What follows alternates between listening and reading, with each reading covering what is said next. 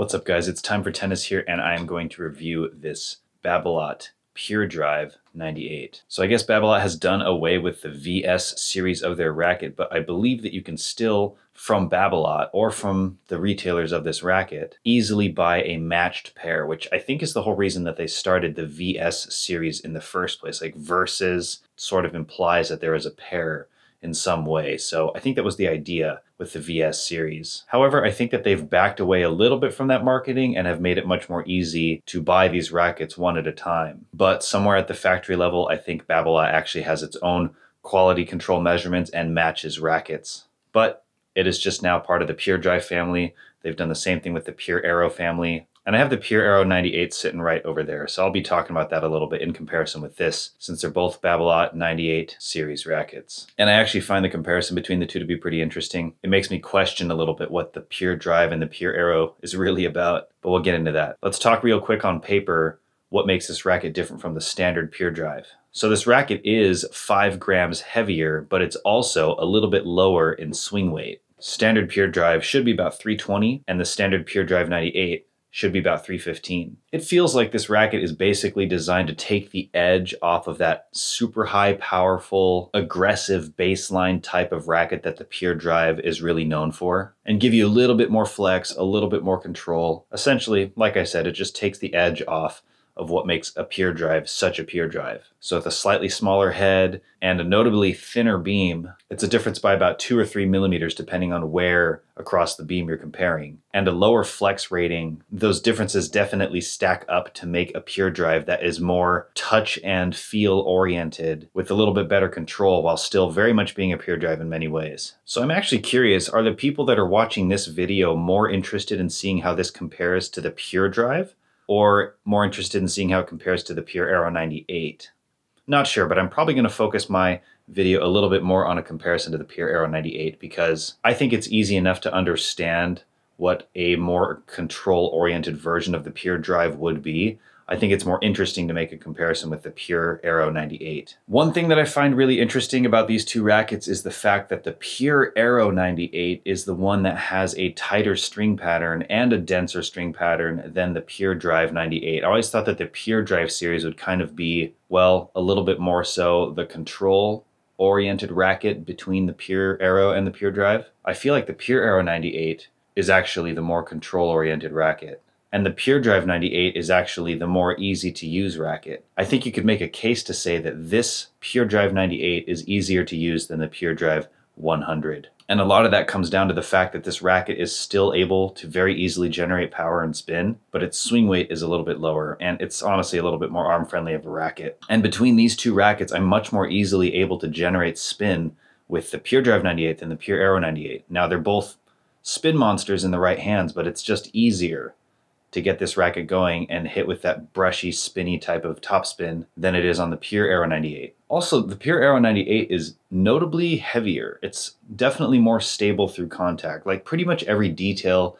about the Pure Aero 98 to me just speaks to being more of a control-oriented racket that is still very much emphasized on characteristics like spin, but surprisingly, it's a very stable racket. And I don't know if I'd say the same for this. It's not unstable, but when you compare it to this one, it's just not quite as stable. So it's interesting to me because I felt like the 98 series was really about marketing control, and I always felt that the Pure Drive series was a little bit more control-oriented than the Pure Aero series. But when I compare the Pure Aero 98 to the Pure Drive 98, it's very clear to me which one is the more control-oriented racket between the two, and that has to be the Pure Aero 98. And if you want to get really simple about the two rackets, I think the more user-friendly racket would be this, and the more advanced racket would be this. Now, I still think a wide range of players could use both, but this racket is definitely much more beginner-friendly than this racket. And to be honest, this racket wasn't super on my radar. When I first heard of the Pure Drive 98, I thought or assumed that it would actually be a 16 by 20 because the Pure Aero is, how could the Pure Drive not be? But it turns out that it's another 16 by 19 racket, and I guess upon finding that out, I definitely lost a little bit of interest. But after hitting with this racket, I also just feel like I'm also personally not a huge fan of this red grommet detail. I mean, it would probably look better with different string colors in combination with it, but just as a standalone detail, I'm not really sure I'm a huge fan.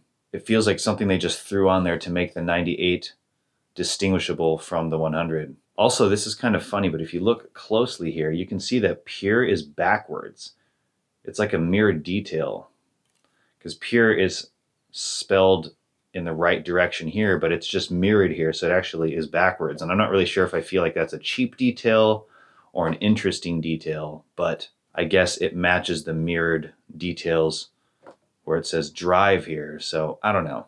I guess my feelings on this racket are relatively lukewarm. In other words, I wasn't necessarily super fired up about this racket in the first place, but since I had my hands on it, I figured I should do a review. And after hitting with it, I just felt like there wasn't really anything that distinguishable about it. Like, yes, it looks like a pure drive, and it kind of plays like a pure drive if a pure drive was a little bit softer and a little bit more control-oriented. But I guess this racket kind of feels like so many rackets out there. But, you know, maybe that's a really oversimplified opinion. Sometimes I feel like I'm looking for something really specific, and if it doesn't fit into that category, then I'm not necessarily interested. But I do also feel like this is one of those rackets that could kind of be replaced by a lot of other rackets. But if you're a big fan of the Pure Drives and you really like the Babolat series of rackets and you love the Pure Drive, but you want to take things down just a notch in terms of the power and you want a little more control, touch, feel, flexibility, this could be a very obvious recommendation, a good recommendation for somebody looking for something like that. But if that's what you're looking for, I wouldn't necessarily say you have to get this racket. I think there is a wide variety of rackets that might offer you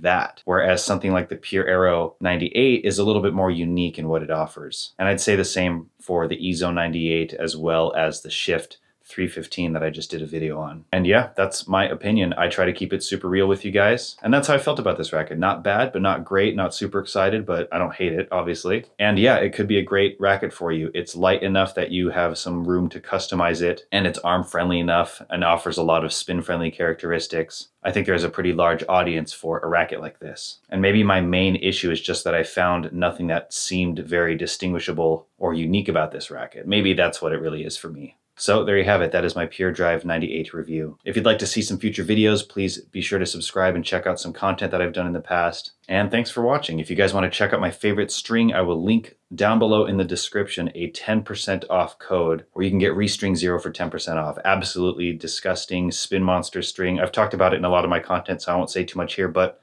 10% off, you can get that with the link in the description below. And I have an eyelash in my eye, which is super annoying, so I'm gonna call it there, and I will see you guys in a future video. Like and subscribe. I should have just winked. That would have been real smooth, but yeah. Anyway, that's how real I keep it with you guys. I'll see you guys in the next one. Take care.